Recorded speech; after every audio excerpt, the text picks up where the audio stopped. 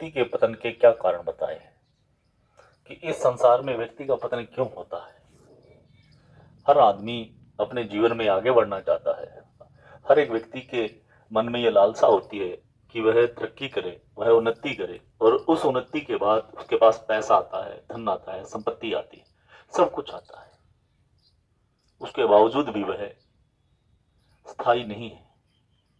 उस व्यक्ति की एक ऊंचाई के बाद वहां से गिरावट शुरू हो जाती है। क्या कारण है? बुद्ध ने व्यक्ति की अवनति के 12 कारण कहे कि अगर कोई व्यक्ति इन 12 कारणों को जीवन में रोक लेता है तो उसकी कभी अवनति नहीं होती, वो उसका कभी पतन नहीं होता। तो वो उनमें प्रथम जो कारण बुद्ध कहते हैं,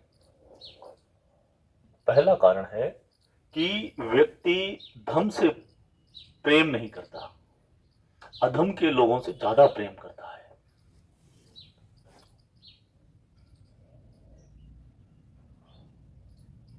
धन से प्रेम नहीं करता, वह अर्थात वह द्वेषता रखता है। जो व्यक्ति धार्मिक लोगों से द्वेष रखता है उसकी कभी उन्नति नहीं होती। उन्नति करने के लिए धार्मिक लोगों का संग साथ होना बड़ा जरूरी है, धर्म से प्रेम करना बड़ा जरूरी है। क्योंकि व्यक्ति अगर धार्मिक नहीं बनेगा, धार्मिक लोगों से वह द्वेषता करेगा, तो उसका जीवन कभी भी सुमार्ग पर नहीं चलेगा।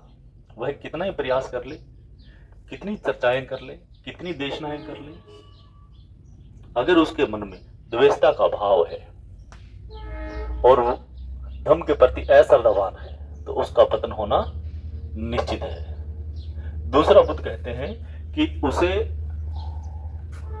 असत पुरुष अच्छे लगते हैं।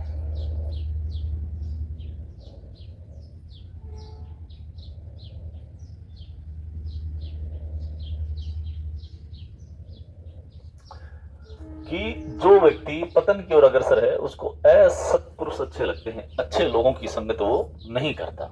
अच्छे लोगों की संगत इसलिए नहीं करता क्योंकि वह पहले से ही धर्म से द्वेषता रखता है। असत जो पुरुष है वो भाते नहीं है, सत्य पुरुषों से दूर भागता है। यहां सत्य पुरुष कौन? सीलवान और आचरणवान जो लोग हैं, सीलवान और आचरणवान, इन लोगों से व्यक्ति दूर भागता है। जो भी इंसान सद्विचारों को सुनना पसंद नहीं करता, उनके पास नहीं बैठता, उनसे खिंचा खिंचा रहता है, उनसे दूर दूर रहता है, वो कभी उन्नति के मार्ग पर अग्रसर नहीं हो सकता। क्यों? क्योंकि जीवन में उन्नति किसकी है? जीवन में उन्नति तरक्की उसी व्यक्ति की है जो व्यक्ति अच्छे पुरुषों द्वारा, महापुरुषों द्वारा, अपने आचार्य द्वारा, अपने गुरु द्वारा, अपने शास्त्रा द्वारा जो मार्ग बताया गया है उस मार्ग को वह भली भांति समझ करके आचरण में उतार करके उस पर अग्रसर हो जाए। और जो महापुरुषों की बात को, गुरुओं की बात को जीवन में उतार लेता है और उसके अनुसार जीवन यापन करता है, उसकी कभी संसार में अवनति होनी नहीं है। अवनति उसी की होगी कि जो अपने संतों, महापुरुषों, गुरुओं, रहबरों, भिक्षुओं, आचार्यों, टीचरों, अध्यापकों से द्वेष भावना करेगा, उनकी बताई हुई शिक्षाओं से दूर भागेगा। उसके बाद बुद्ध कहते हैं कि जो निंद्रालु है और आलसी है और जो क्रोधी है, उनकी अवनति होना निश्चित है। और इस प्रकार के लोग कभी भी परिश्रम नहीं करते, ये परिश्रम नहीं करते। क्योंकि जो आलसी है उसका और परिश्रम का तो कोई मतलब नहीं। जो निंद्रालु है, जो हमेशा नींद में रहता है, उसको वैसे ही लोग अच्छे पसंद आते हैं। रात को बहुत देर तक जगता है और सुबह बहुत देर तक सोता है, और बहुत देर तक सोने के बाद फिर आराम करने के नाम पे दोबारा सो जाता है। क्यों? क्योंकि वह सोते सोते थक गया। अब वो सोते सोते थक गया तो उस थकान को उतारने के लिए दोपहर में दोबारा सोएगा, और जब व्यक्ति दोपहर में सोएगा तो निश्चित है कि रात को नींद नहीं आएगी, रात को बहुत लेट सोएगा। समय पे सोना, समय पे उठना, समय पे भोजन करना, वही व्यक्ति ही परिश्रम करेगा, दूसरा व्यक्ति परिश्रम नहीं कर पाएगा। क्यों? क्योंकि उसकी नींद पूरी नहीं होगी, उसके शरीर में थकान रहेगी, और उसने अपनी जो नेचर है अर्थात प्रकृति के हिसाब से वह विपरीत चल रहा है। और कभी भी प्रकृति विपरीत लोगों को अपने पास नहीं रखती, वह उन्हीं को ही रखती है जो सांस चलती है, जो जिंदा है। समुद्र को आप देखिए, नदी को देखिए, नदी या समुद्र कभी भी जीवित आदमी को बाहर नहीं फेंकती। किसको बाहर फेंकती है? कि जो मुर्दा है, मृत जो चीजें हो गई हैं उन्हीं को बाहर फेंकती है। जब तक जिंदा है तब तक अपने अंदर समा करके रखती है। समुद्र के किनारे जो सीप पड़े रहते हैं, जिंदा सीप समुद्र में रहते हैं और फिर मृत सीप बाहर आ जाते हैं। जिंदा आदमी समुद्र में उतरता है और फिर मृत आदमी बिना प्रयास किए समुद्र से बाहर फेंक देता है। इसलिए आलस्य नहीं करना, हमेशा परिश्रम करना, और ऐसे ही लोगों की संगत करना। क्योंकि निंद्रालु जो व्यक्ति है, आलसी जो व्यक्ति है, क्रोधी जो व्यक्ति है, वह तो मृत के समान है। उसे समाज स्वतः बाहर कर देगा। आपको कभी भी जीवन में किसी भी अच्छे काम की जिम्मेवारी नहीं मिलेगी। जिम्मेवारियां उन्हें मिलती हैं जो लोग मेहनत करते हैं।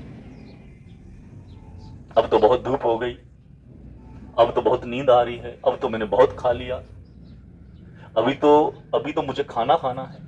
इस प्रकार की बहानेबाजियां और इस प्रकार की जो तंद्राएं हैं, ये टूटती नहीं है।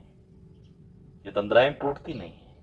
अभी हम कहेंगे कि अभी तो बहुत धूप है, कुछ समय बाद हम कहेंगे कि अब तो शाम हो गई, और शाम हो गई तब हम कहेंगे कि अब तो अंधेरा होने वाला है। अंधेरा हो गया तब हम कहते हैं कि अभी तो मुझे खाना खाना है, और जो ही खाना खाया हम क्या कहेंगे कि अब तो बहुत रात हो गई। और जब बहुत रात हो गई तो अब आप कहेंगे कि मुझे तो आराम करना है, मुझे नींद लेनी है। और जो ही नींद लेकर के उठोगे तो सुबह देर से उठोगे, इसलिए उठोगे क्योंकि रात को बहुत देर से सोए। ये सारी ही तंद्राएं हैं। जो इस प्रकार का व्यवहार और आचरण करता है उसका पतन होता है। क्यों? क्योंकि वह जिम्मेवारियों से मुक्त रहता है, और जो व्यक्ति जिम्मेवारियों से मुक्त रहता है प्रकृति उसे कभी आगे बढ़ने के अवसर नहीं देती। जिम्मेवारियों वाले को ही जिम्मेवारी मिलती है, और जो जिम्मेवारियों से भागता है, टलता है, दूर होता है, अपना एक संग बना लेता है। किस प्रकार का संग? आलसी लोगों का संग, तंद्रा वाले लोगों का संग, क्रोधी लोगों का संग, परिश्रमी लोगों का संग। और वो लोग अपने को तो डुबोते डुबोते हैं, दूसरे को भी ले डूबते हैं। उसके बाद तथागत कहते हैं कि चौथा जो है कि धन होने पर भी वह माता पिता की सेवा नहीं करता। माता पिता की सेवा नहीं करता। जो व्यक्ति माता पिता की सेवा नहीं करता, संपत्ति होने के बाद भी उसका कहीं संसार में यश नहीं बढ़ेगा, उसका पतन होना ही होना है। पैसा नहीं है बात अलग है, परंतु पैसा होने के बाद भी, और फिर पैसा होना या नहीं होना क्या मैटर करता है? पैसा होना या नहीं होना मैटर नहीं है। क्योंकि क्योंकि माता पिता ने जब हम सबको पाला उस समय पैसा थोड़ी था उनके पास। इच्छा शक्ति थी कि मुझे मेरे बच्चों की अच्छी परवरिश करनी है। एक लक्ष्य लिया कि मुझे मेरे बच्चे को अधिकारी बनाना है। एक संकल्प लिया कि मुझे मेरे बच्चों के लिए खेती के लिए जमीन खरीद करके देनी है। यह विचार पक्का किया कि मुझे मेरे बच्चों के लिए मकान बना करके देना है। जब उन्होंने मकान बना करके दिया, दुकान बना करके दी, संपत्ति बना करके दी, सब कुछ देने के बाद भी अगर हम कहें कि हम माता पिता को खाना नहीं खिला सकते, हम माता पिता को भोजन नहीं दे सकते, हम उनके लिए भोजन वस्त्र आवास औषधि की व्यवस्था नहीं कर सकते, और उसके बाद आप ये सोचते हैं कि आपकी उन्नति के रास्ते खुलेंगे, नहीं, अवनति के रास्ते खुलेंगे। क्योंकि माँ बाप को जो व्यक्ति दुख देता है वो संसार में कभी सुखी रह ही नहीं सकता। माँ बाप की जो बद्दुआएं हैं वो उस व्यक्ति का कभी भला नहीं करने देंगे। इसलिए अपने माता पिता के प्रति हमेशा आदर का भाव करो, उनके प्रति हमेशा सार और संभाल का भाव करो, उनके प्रति सेवा का भाव करो। जैसे जैसे सेवा का भाव उनके प्रति आपका रहेगा, वैसे वैसे संसार के दुखों से मुक्त आप होते चले जाएंगे। माता पिता कभी अपने बच्चों का अहित नहीं चाहते, माता पिता कभी अपने बच्चों को अपने से दूर करना नहीं चाहते, परंतु ये भौतिकवादी जो युग है, इस समय की जो वातावरण है, उस वातावरण ने हम सबको नैतिक मूल्यों से दूर कर दिया है। और जो व्यक्ति नैतिक मूल्यों से दूर हो जाता है उसका पतन होता है। और फिर नैतिक मूल्य सिखाता कौन है? सबसे पहले बच्चे को नैतिक मूल्य उसके माता पिता सिखाते हैं। इसलिए माता पिता की सेवा करना यही हमारा धर्म है। आप पूजा पाठ जब तप यज्ञ हवन करते हैं कि नहीं करते हैं, मैटर नहीं है। मैटर क्या है कि आपके माता पिता जो आपके देवता हैं, भगवान स्वरूप हैं आपके, उनकी सेवा आप करते हैं या नहीं करते हैं। इसलिए सक्षम है या नहीं है, संपत्ति है या नहीं है, हर व्यक्ति को अपने माता पिता की सेवा हमेशा हमेशा करनी ही चाहिए। अगर आप सेवा नहीं करेंगे तो आपके बच्चे भी आपकी सेवा नहीं करेंगे। बच्चे सीखते कहां से? आपसे तो सीख रहे हैं। तो आपसे सीख रहे हैं, आपने अपने माता पिता की सेवा नहीं की, उन्हें ना दुत्कार के रखा, उन्हें फटकार के रखा, उनको डांट करके रखा, तो जो जो बच्चा आपका आयु में अधिक होता चला जाएगा, शादी हो जाएगी, बच्चे हो जाएंगे, और जो माता पिता की स्थिति आज है उसी स्थिति में आप वहां पहुंच जाएंगे, तो बच्चे भी आपके साथ वैसा ही व्यवहार करेंगे। रिसाइकलिंग है ये ये समय का चक्कर है जो घूमता है। जो आज पहिया नीचे है वो कल ऊपर हो जाएगा। इसलिए माता पिता की सेवा करें और अपने बच्चों को भी सिखाएं कि हमें अपने दादा दादी नाना नानी की सेवा और संभाल करना हमारी नैतिक जिम्मेवारी है। उसके बाद वो तथागत कहते हैं कि जो व्यक्ति भले लोगों को ठगता है, भले लोगों को ठगता है, अर्थात जो साधु स्वभाव जो लोग हैं उनको जो व्यक्ति ठगता है, उनको तंग करता है। अच्छा, साधु स्वभाव कैसे? बहुत सरल इंसान, किस प्रकार के इंसान? इस प्रकार के इंसान जो लोक धर्मों से परे हैं। 8 प्रकार के लोक धर्म तथागत ने कहे हैं कि जो उनसे मुक्त हो गया है, ऐसे लोगों को जो ठगता है, सुख और दुख, यश और अपयश, लाभ और हानि, निंदा और प्रशंसा, इनसे जो व्यक्ति मुक्त हो गया है, इन 8 लोक धर्मों से जो व्यक्ति मुक्त हैं और जो बहुत भले लोग हैं, सरल स्वभाव लोग हैं, उनको जो ठगता है उसका पतन होता है। क्यों? क्योंकि उसकी जो जब उसको आप ठगते हो तो उस समय तो आपको आंतरिक प्रसन्नता मिलती है कि उसको मैंने लूट लिया, उसको मैंने ठग लिया, उसको तो पता ही नहीं चला। परंतु ऐसा नहीं, उस इंसान को जब कभी पता चलेगा और जब भी उसके मन में इस प्रकार का वातावरण बनेगा कि मुझे फलां दिन फलां व्यक्ति ने इस प्रकार से लूटा था, वह आपको कभी माफ नहीं करेगा। कहेगा तो कुछ नहीं, पर जीवन में कभी आपसे कोई संपर्क नहीं करेगा। संपर्क में भी रहेगा तो आपसे बहुत दूर रहेगा, आपके पास होकर के भी मीलों दूर बैठेगा, आपके साथ खाना खाएगा, परंतु आपसे अपने जो मन की बात है वो दोबारा कभी नहीं कहेगा। और जब व्यक्ति अपने अंतर्मन की बात कहना बंद कर देता है तो उससे बड़ी दूसरी कोई यातना नहीं है। जब आप अच्छे लोगों को ठगते हैं, साधु स्वभाव लोगों को ठगते हैं, साधु स्वभाव लोगों को ठगते हैं, और इनकी जो अंदर से जो हाय है, दुर्वचन जो है, वो आपका नाश करते हैं। शब्दों में ताकत है, शब्द औरों बनाते हैं, और शब्द हजारों मील तक व्यक्ति का पीछा करते हैं। क्यों? क्योंकि आपको कर्मों का फल मिलना निश्चित है। यही तो कर्म फल का कहा है। तथा हो सकता है कि आपको अभी उसका फल मिल जाए, कुछ समय बाद मिल जाए, कुछ और अधिक समय लगे तब मिल जाए, परंतु मिलेगा जरूर। इसलिए जो सज्जन लोग हैं, साधु स्वभाव जो लोग हैं, उन्हें हमें कभी भी ठगना नहीं चाहिए। अगर हम ठगते हैं तो फिर हमारा पतन होता है। उसके बाद तथागत कहते हैं कि बहुत संपत्ति का भोग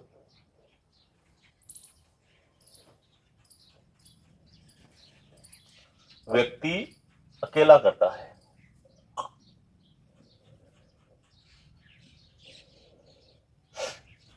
अगर आपके पास संपत्ति है तो आपको कभी भी उस संपत्ति का सुख अकेले नहीं लेना चाहिए। जितना कुछ भी आपके पास है उसको मिल बांट करके खाना चाहिए। आपकी जो चीजें हैं उनको दूसरों में भी बांटने का प्रयास करो, अर्थात शेयरिंग का भाव करो। उससे क्या होगा? उससे यह होगा कि आपके जितने अकुशल कर्म हैं उनके प्रति जो फल मिलने वाला है वो कम हो जाएगा। आपने जो पाप कर्म किए हैं, अकुशल जो जो भी कार्य किए हैं, उसका तो फल मिलेगा, यह निश्चित है, देर सवेर, परंतु उनका जो नुकसान होने वाला है, दंड मिलने वाला है, उसमें थोड़ी कमी हो जाएगी। जितना पहाड़ जितना दंड मिलना था वह घट करके राई जितना हो जाएगा। वो दंड जो आपको सूली तक पहुंचा रहा था, मिल बैठ करके बांट करके खाने से और लोगों के बीच में उठने बैठने से, उस संपत्ति का सबके साथ भोग करने से उसकी सजा कम हो जाएगी। क्यों? क्योंकि लोग आपके प्रति फिर साक्ष्य देंगे, आपके अच्छाई के लिए, आपकी भलाई के लिए, कि नहीं नहीं फला व्यक्ति बहुत अच्छा है, नहीं नहीं फला व्यक्ति तो ऐसा नहीं हो सकता, हम सबको है पालता है, हम सबको है पास बिठाता है, हमारे साथ बहुत आदर से रहता है, और अपनी चीजों में से हमें मिल बांट करके देता है। इसलिए संपत्ति का भोग कभी भी अकेले नहीं करना चाहिए। जब संपत्ति है तो उसका उपयोग सब लोग करें। गाड़ी है, घोड़े हैं, वाहन है, सब चीजें, सब में सबकी हिस्सेदारी होनी चाहिए। क्यों? क्योंकि ये संसार नाशवान है। हम आज हैं, सुबह नहीं हो। अभी हम आपस में एक दूसरे की बात को सुन रहे हैं, समझ रहे हैं, मैं पढ़ा रहा हूं, आप पढ़ रहे हैं, मैं सिखा रहा हूं, आप सीख रहे हैं, और पता लगे कि अगले पल हम नहीं हैं। जब यह जीवन इतना छोटा है, क्षण भंगुर है, तो फिर इसमें संग्रह क्या करना, पकड़ क्या करनी? जितनी पकड़ ढीली करोगे, जितना अपना भोजन दूसरों में बांट करके खाओगे, उतना ही आनंद आएगा। जितने लोगों को अपने साथ घुमाओगे उतना ही आनंद आएगा। आपकी एक गाड़ी है, आपको यहां से दिल्ली जाना है, आप अपने साथ 2 मित्र और ले जाओगे तो क्या जा रहा है? डीजल तो उतना ही लग रहा है, टैक्स उतना ही लग रहा है, और वह गाड़ी उतनी चल रही है, परंतु आपके साथ 2 मित्र और जाने से वो आपके प्रति हमेशा सद्भावना रखेंगे। पैसा तो उतना ही लगा ना आपका, अलग से तो कुछ नहीं लगा, परंतु आपने अलग से उन्हें एक ट्रीटमेंट दिया, अलग से उन्हें अपने साथ रखा, उनकी सेवा की, और सेवा कभी व्यर्थ नहीं जाती। बांट करके खाया हुआ भोजन कभी व्यर्थ नहीं जाता। इसलिए अपनी चीजों को उनको पकड़ करके मत रखो, हर चीज में शेयरिंग का भाव रखो, बांट करके करो, सेवा करो लोगों की, जितनी सेवा हो सकती है, दान करो जितना दान हो सकता है। क्योंकि आपकी जो मृत्यु के बाद में क्या चीज आपको याद रखेगी? आपके बच्चे भी आपको याद नहीं रखेंगे, जो मकान आज आपके नाम है, आपकी मृत्यु के बाद उसकी प्लेट हटा करके बच्चे अपना नाम लगा लेंगे। आपको क्या याद रहेगा? अब आप दोबारा तो आने से रहे, आ करके उसको न प्लेट देखने वाले न बच्चों को देखने वाले। और बच्चे भी अब आपको याद कब करेंगे? कि जिस दिन आपकी सालाना बरसी होगी, उसके आगे पीछे याद ही नहीं आएंगे। परंतु याद कौन करेगा आपको? याद वो करेगा कि जिसके साथ आपने शेयरिंग की है, जिसका आपने भला किया है, जिसके दुखों को दूर किया है। इसलिए बहुत संपत्ति होने पर आपको अकेले भोग नहीं करना। अगर आप अकेले भोग कर रहे हैं उस संपत्ति का, उन गाड़ियों का, उन घोड़ों का, उन बंगलों का, उन मकानों का, उन दुकानों का, जब अपने दूसरे मित्रों को फायदा नहीं मिल रहा, आप किसी के काम नहीं आ रहे, पैसा इकट्ठा किए जा रहे, इकट्ठा किए जा रहे, इकट्ठा किए जा रहे, इकट्ठे किए जा रहे, तो मरने के बाद वो पैसा यहीं रह जाएगा।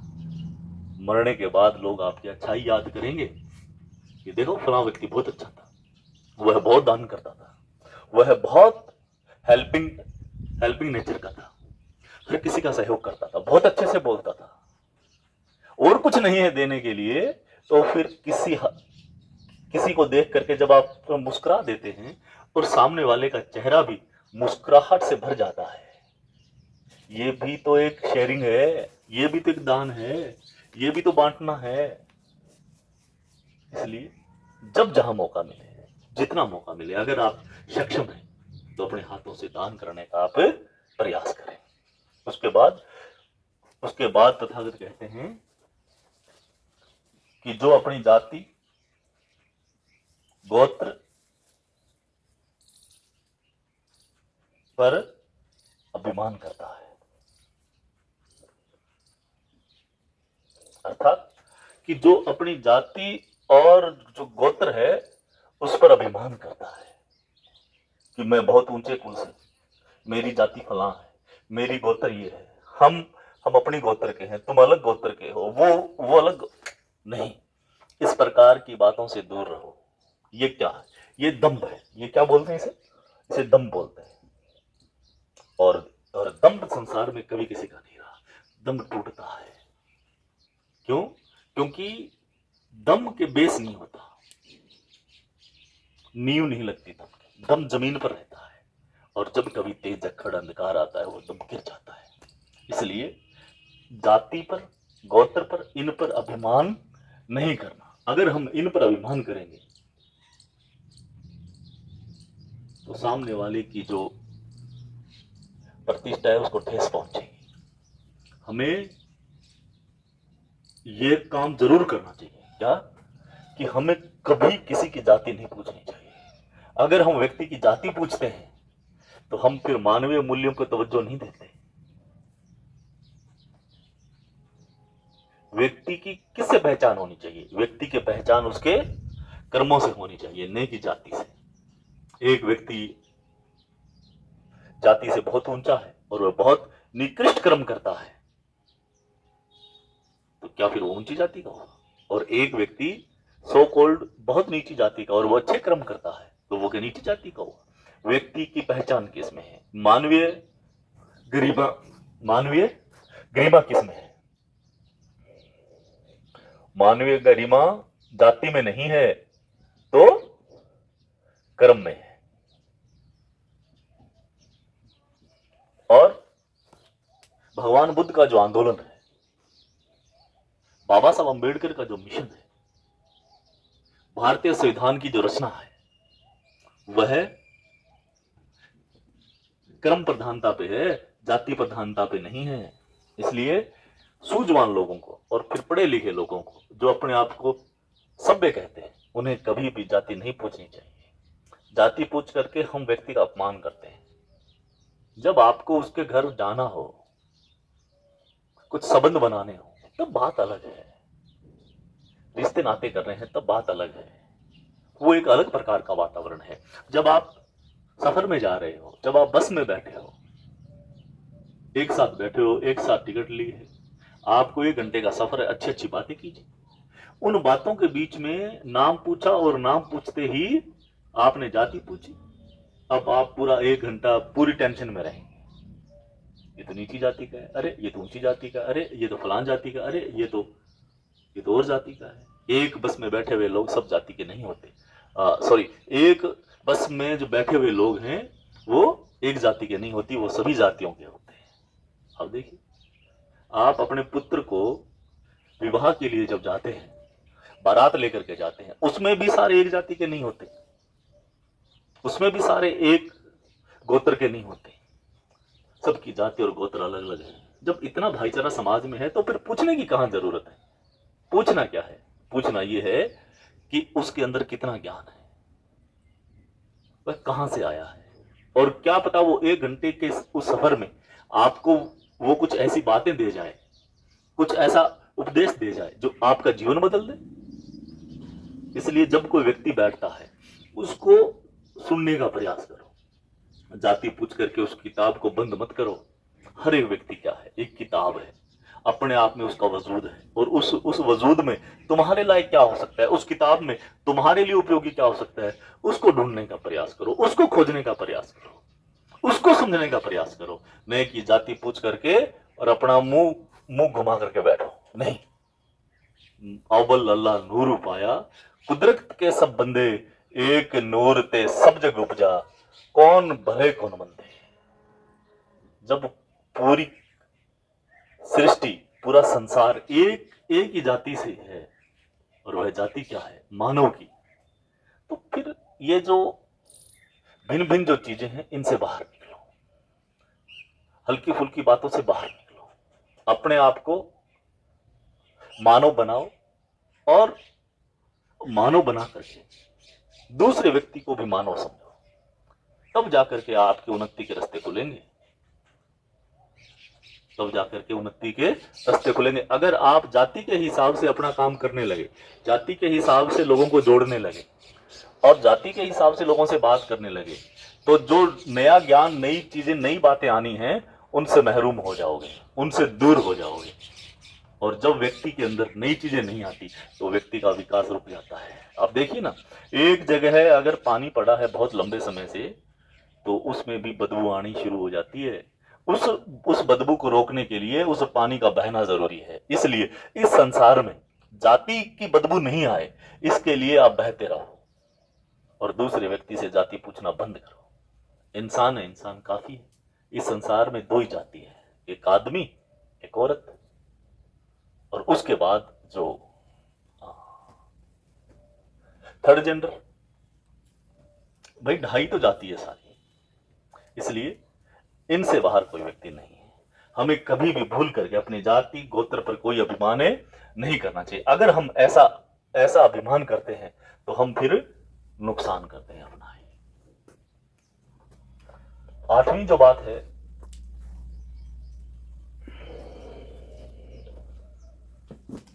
बुद्ध कहते हैं कि जो व्यक्ति विलासी है और शराबी है, जुआरी है, 3 अवगुण जो रखता है उसका पतन होता है। विलासिता से भरा हुआ जीवन जीता है। विलासिता से कैसे? कि हमेशा ही सुख सुविधाओं से घिरा रहता है। वह यह इच्छा करता है कि जब मैं उठूं तो मेरी चप्पल मेरे चारपाई के पास हो, जब मैं बाहर से आऊं तो आते ही मुझे ऐसी में बैठने को मिले, जब मैं बाहर जाऊं तो मुझे ऐसी गाड़ी मिले, नहीं है तो भी चाहिए। है बात अलग है, नहीं है तो भी चाहिए, अर्थात कि वह विलासिता का दिखावा करता है। जो जो लोग बहुत साधन संपन्न है ना, वो कभी विलासिता का दिखावा नहीं करते, वो सादा जीवन उच्च विचार रखते हैं। और जो संपन्न नहीं है वो विचार तो निम्न रखते हैं परंतु जीवन ऊंचा रखते हैं, हमेशा ब्रांडेड के चक्कर में रहते हैं। इसलिए इस विलासिता से बाहर निकलो। समय कब पलटी मार जाए नहीं पता। अपने आप को हर एक समय में तैयार रखने का प्रयास करो। विलासिता अंततः दुख का कारण है। पता नहीं कब नोटबंदी का आदेश हो जाए और तुम्हारा लाखों का पैसा मिट्टी हो जाए। क्या पता लगता है। और जो तुम्हारी विलासिता थी, अब तुम लगे हो बैंकों की लाइन में, रहेगी धरी की धरी। इसलिए इसलिए अपने संसाधनों का बेहतरीन इस्तेमाल करो। तभी तो बुद्ध कह रहे हैं ना यार कि अपनी संपत्ति का अकेले भोग मत करो। अगर व्यक्ति अकेला भोग करेगा तो वह विलासी हो जाएगा, और जो व्यक्ति विलासी है उसका विनाश निश्चित है। उसके बाद तथागत कहते हैं कि जो जुआरी और शराबी है, जुआरी और जो शराबी हैं उनका भी पतन होना निश्चित है। क्यों? क्योंकि जो व्यक्ति जुआ खेलता है वह अपनी संपत्ति दांव पर लगता है, और जो व्यक्ति शराब पीता है वो तो अपना सब कुछ दांव पर रखता है, अपना जीवन भी दांव पर रखता है। क्योंकि नशा अंततः नाश है। नशे ने कितनी सारी जिंदगियां बर्बाद की है, उसका कोई अंत नहीं। इसलिए नशा नहीं करना। जीवन में विलासिता का भी नशा है, जुए का भी नशा है, और शराब का भी नशा है, जाति गोत्र संपत्ति का भी नशा है। नशा माड़ा है, नशा नहीं करना। और जो नशेड़ी हैं वो अंततः हमेशा ही बर्बाद होते हैं। जुआरी हैं वह कभी जीत करके नहीं आता, वह उसका हमेशा ही हार में रहता है, वह हमेशा ही घाटे में रहता है। इसलिए हमें कभी भी घाटे में रहने का वाला काम नहीं करना। उसके बाद तथागत कहते हैं कि 9वां जो कारण है कि पर स्त्री गमन करता है, वेश्याओं के पास जाता है। कि जो व्यक्ति अपनी पत्नी से असंतुष्ट होकर के, या जो पत्नी अपने पति से असंतुष्ट होकर के और लोगों के यहां जाती है, और महिलाओं के पास जो जाता है, और पुरुषों के पास जो महिला जाती है, अर्थात जो वैश्य व्यक्ति वाले लोग हैं उनके पास अगर वो जाते हैं तो उनका पतन होता है। क्यों? क्योंकि पति पत्नी का जो रिश्ता है वह विश्वास पर टिका हुआ है, विश्वास पर टिका हुआ है। इसलिए गृहस्थी की गाड़ी को सुचारू रूप से चलाए रखने के लिए पति का पत्नी पर, पत्नी का पति पर विश्वास रहना बड़ा जरूरी है। शरीर की इच्छाएं पूरी हो रही है कि नहीं हो रही है महत्वपूर्ण नहीं है। महत्वपूर्ण क्या है? जीवन में विश्वास कितना है। शरीर की इच्छाएं पूरी करने के लिए, काम भोग की इच्छाएं व्यक्ति पूरी करने के लिए अपना पूरा जीवन बर्बाद कर देता है। और जब व्यक्ति काम भोग की इच्छाओं से बर्बाद होता है, संसार में उसे कहीं ठोर नहीं मिलती, वह हमेशा भटकता है, वह हमेशा लोगों से दूर रहता है, वह समाज में बैठने से कतराता है, अच्छे लोगों की संगत से दूर भागता है। इसलिए हमेशा वेश्यागमन से बचो, शरीर की इच्छाओं को कम से कम करो। जब आप पति पत्नी हो गए, आपके बच्चे हो गए, तो बच्चे होने के बाद फिर भी अगर आपके अंदर शरीर की इच्छाओं को लेकर के जगह जगह भटकने की वासना जागृत होती है, फिर मैं समझता हूं कि फिर आदमी में और पशु में कोई अंतर नहीं है। फिर आपका ज्ञान, आपकी पढ़ाई, आपका लिखाई सब व्यर्थ है, सब मिट्टी है, सब कूड़ा है। इसलिए पर स्त्री गमन कभी नहीं करना चाहिए, और स्त्रियों को भी दूसरे पुरुषों के पास शारीरिक इच्छाओं को लेकर के नहीं जाना चाहिए। इससे क्या होगा कि वह कम समय का सुख है, अल्पकालीन सुख है, परंतु वह सुख अनंत समय तक का दुख है। क्यों? क्योंकि उससे क्या होगा? हमारी गृहस्थी, हमारा नाम, हमारा यश सारा बर्बाद हो जाएगा। और जब वह बर्बाद हो गया तो फिर क्या ही तो पैसा है, क्या ही नौकरियां हैं, क्या ही फिर समाज में उठना बैठना है, क्या धन है, क्या पद है, जीवन व्यर्थ है। इसलिए इस प्रकार के कार्य अनैतिक नहीं करने। उसके बाद तथागत कहते हैं कि वृद्ध व्यक्ति नव युवती से शादी करता है, नव युवती से शादी करता है और भोगने की इच्छा करता है,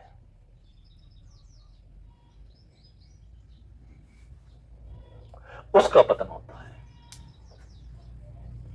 एक वृद्ध आदमी अगर किसी नव युवती को भोगने की इच्छा से अपनी पत्नी बनाता है और उसे भोग नहीं पाता, उसका पतन होता है।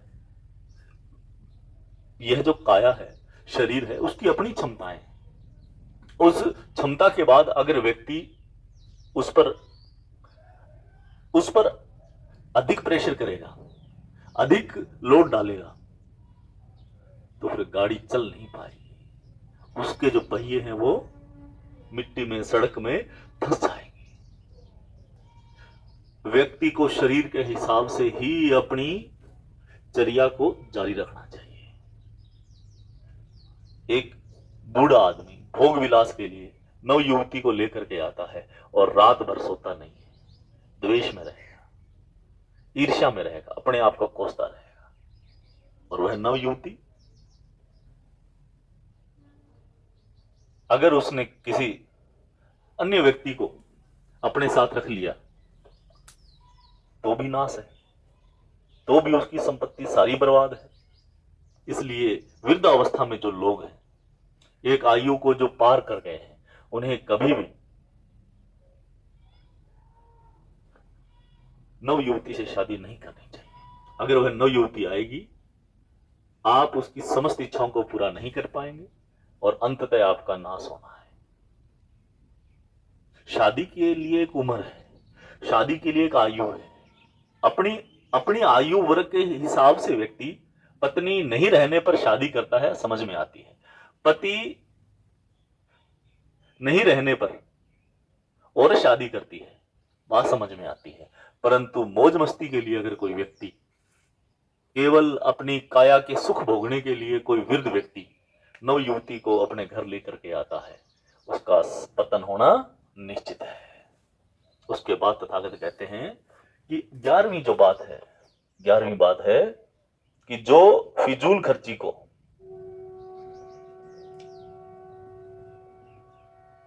अपना उत्तराधिकारी बनाता है, उत्तराधिकारी,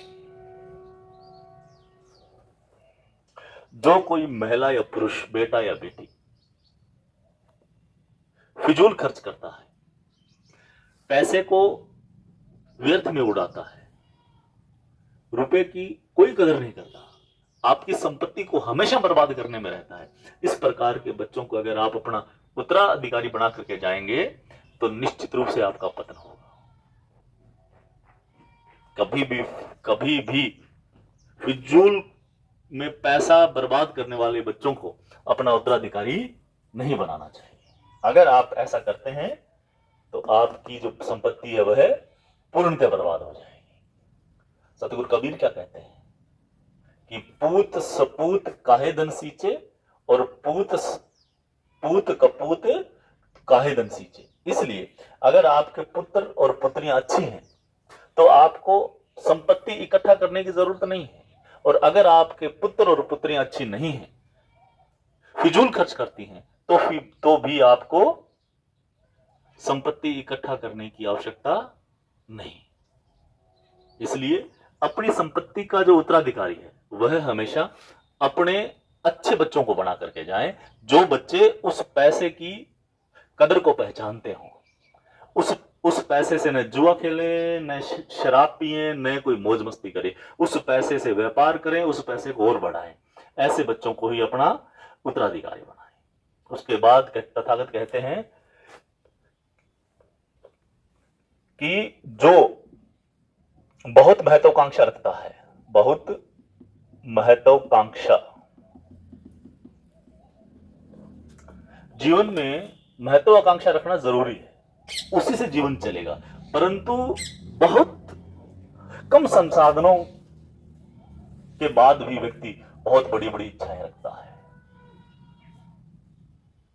तो उसका हमेशा पतन होता है। जब आपके पास हथियार कम है और आप युद्ध जीतने की योजना बनाते हैं तो युद्ध नहीं जीत पाएंगे। अगर दुश्मन के पास तोप है तो आपको भी तोपों से लड़ाई लड़नी पड़ेगी। अगर आप दुश्मन के पास तोप है और आप लाठी से लड़ाई लड़ेंगे तो अंततः आप वह लड़ाई हार जाएंगे। इसलिए महत्वाकांक्षा में भी बहुत ज्यादा महत्वाकांक्षी होना व्यक्ति के पतन का कारण है। यह जो 12 जो रीजन बताए कि ये कारण 12 कारण हैं कि इससे व्यक्ति का हमेशा पतन होगा। अब बुद्ध की बात एक जाति धर्म वर्ग के लिए नहीं है, सबके लिए है। हिंदू है, मुसलमान है, सिख है, ईसाई है, कोई भी जाति धर्म बिरादरी, कोई संप्रदाय, देश विदेश कहीं का व्यक्ति है, अगर वह इंसान है तो उसके लिए यह धम्मोपदेश सबसे सार्थक है। उस व्यक्ति का कभी पतन नहीं होगा। और अगर वह व्यक्ति बुद्ध की बात को केवल एक जाति तक रखना चाहता है, वर्ग तक रखना चाहता है, समुदाय तक रखना चाहता है, तो उस व्यक्ति का कभी भला नहीं हो सकता। बुद्ध की बात जो मानेगा उनका सबका भला होगा, सबका कल्याण होगा। बुद्ध की जो बात वह देश दुनिया जाति धर्म संप्रदाय वर्ग की दीवारों से ऊपर की बात है। वह मानव के कल्याण की बात है, मनुष्य के भलाई की बात है, व्यक्ति की उन्नति की बात है। इसलिए हमें सदैव जीवन में अवनति के ये जो 12 कारण हैं उनसे दूर रहना है, उनसे बचना है। और उनसे बचने के लिए आपको निरंतर धम्म का उपदेश लेते रहना है, अपने आचार्य के सानिध्य में, अपने टीचर के सानिध्य में, गुरु के सानिध्य में, भिक्षु के सानिध्य में रहना है। यही कल्याणकारी है।